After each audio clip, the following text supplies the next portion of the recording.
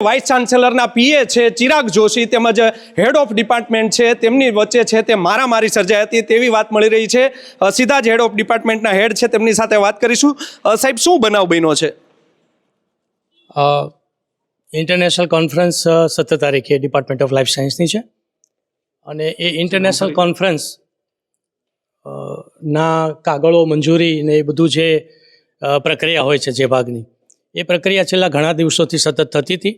તો વહીવટી મંજૂરીઓ જે બાબતે લેવાની હોય એટલે અમારા કર્મચારી પણ બધા કાગળો તૈયાર કરીને મંજૂરી માટે વારે વારે ધક્કા ખાતા હોય અને હવે 17 તારીખને કોઈ વાર નથી ત્યારે કાલે રજાનો દિવસ છે તો ઇન્કવાયરી માટે ફોન કર્યો કારણ કે ઓનરેબલ વાઇસ ચાન્સલર સાહેબે પીએને એવું કહેલું કે આ બધું તમે ઝડપથી જોડાવી લેશો।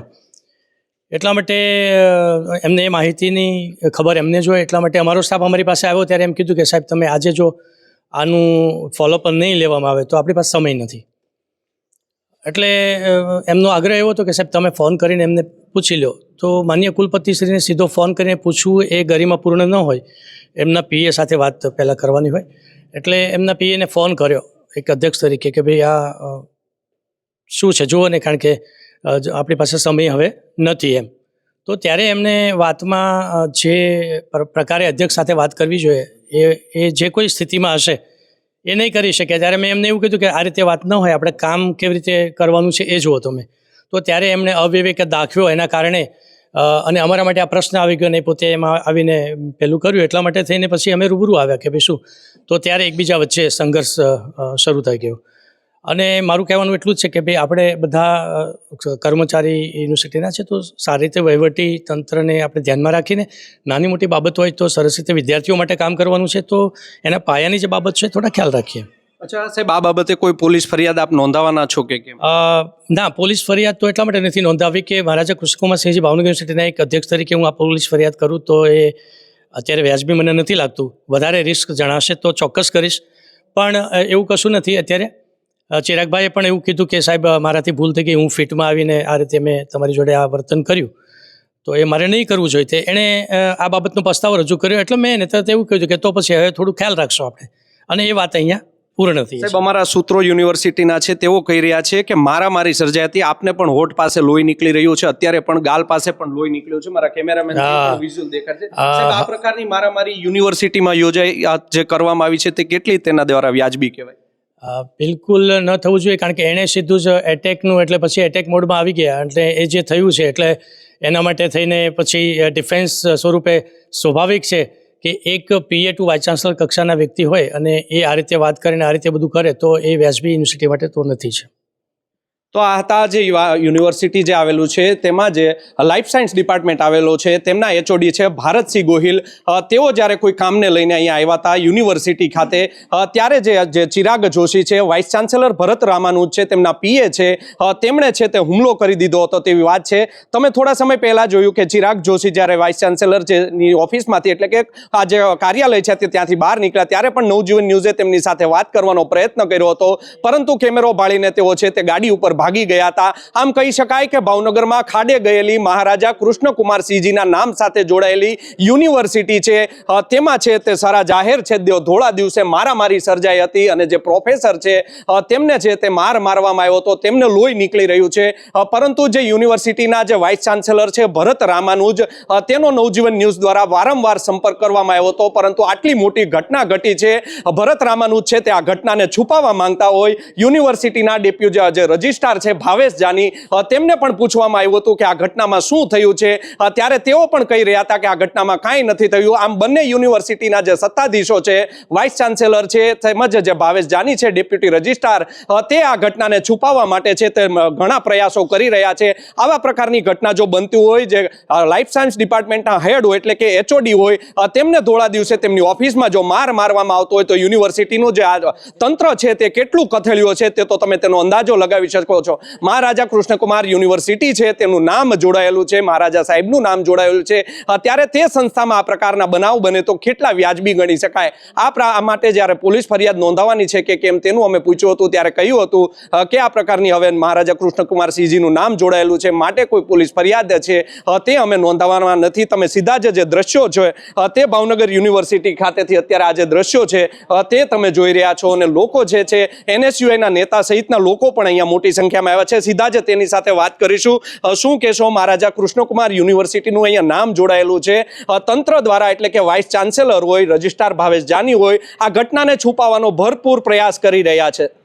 ખાસ કરીને યશપાલભાઈ આપને જણાવું કે એક ખૂબ જ દુઃખદ બાબત કહેવાય કે જ્યારે વિદ્યાર્થીઓને ભણવાનું સંસ્થા મહારાજા કૃષ્ણકુમાર સિંહજી યુનિવર્સિટી તેની પાછળ પણ આપણા નેક નામદાર મહારાજા સાહેબનું જ્યારે નામ જોડાયેલું હોય ત્યારે આવી બાબતો બને.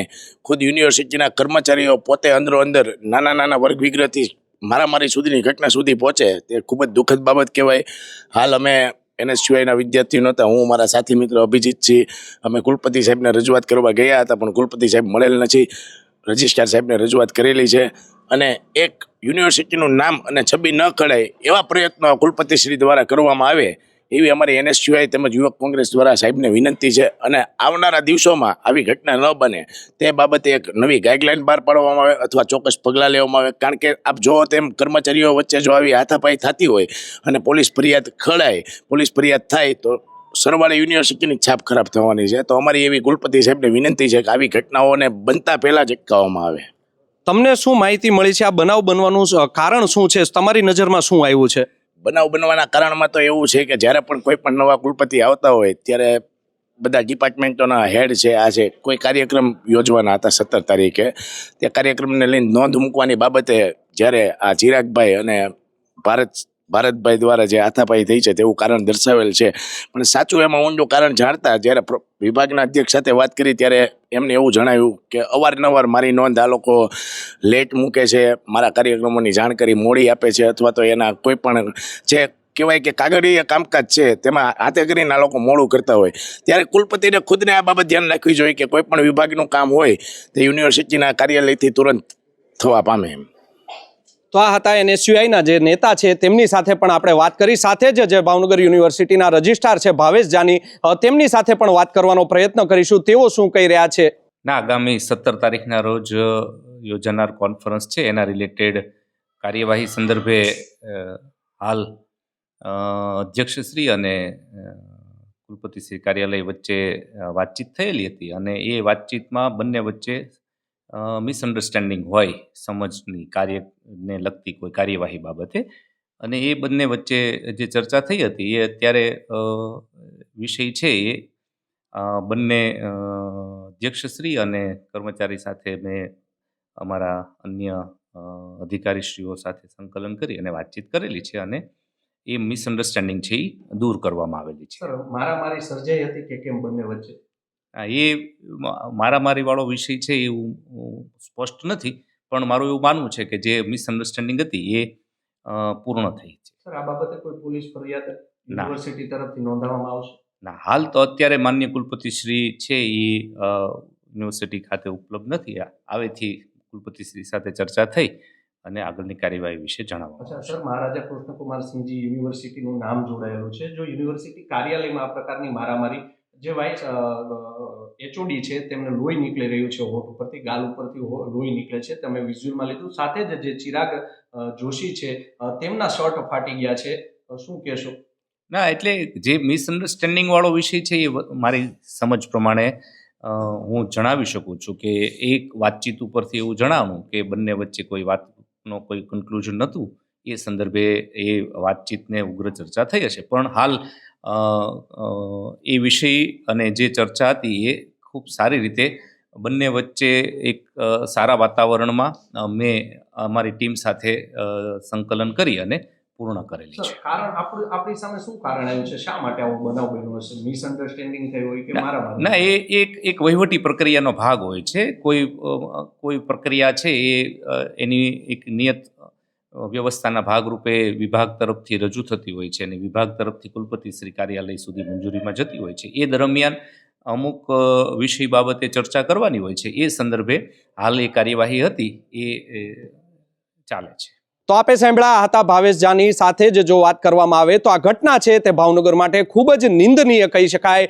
ભાવનગર યુનિવર્સિટીમાં જે શિક્ષણ જગતને લગતા જે લોકો છે, શિક્ષિત લોકો છે, તેની વચ્ચે જો આ પ્રકારની હાથાપાઈની મારામારી સર્જાતી હોય તો ખૂબ જ શરમજનક કિસ્સો છે તે ભાવનગર યુનિવર્સિટીમાં આજે ઘટ્યો છે તેવું કહી શકાય. ભાવનગર યુનિવર્સિટી છે તે તંત્રના વાંકે, લોકોના વાંકે, જે એની બોડી છે તેના વાંકે છેલ્લા લાંબા સમયથી ખાડે ગઈ છે. આ યુનિવર્સિટીનો વહીવટ છે તે ખાડે ગયો છે. અનેક યુનિવર્સિટી બિલ્ડિંગો આવ્યા છે તેને ચાલુ છે તે નથી કરાવી શકતા. પરંતુ આ પ્રકારની જ્યારે ઘટના બનતી હોય છે ત્યારે તંત્ર છે, યુનિવર્સિટીના વાઇસ ચાન્સેલર છે ભરત રામાનુજ હોય કે પછી યુનિવર્સિટીના ડેપ્યુટી રજિસ્ટ્રાર જે છે ભાવેશ જાની, તે આ પ્રકારના જે કિસ્સાઓ છે તેને છુપાવવા માટે ભરપૂર પ્રયત્ન કરતા હોય છે.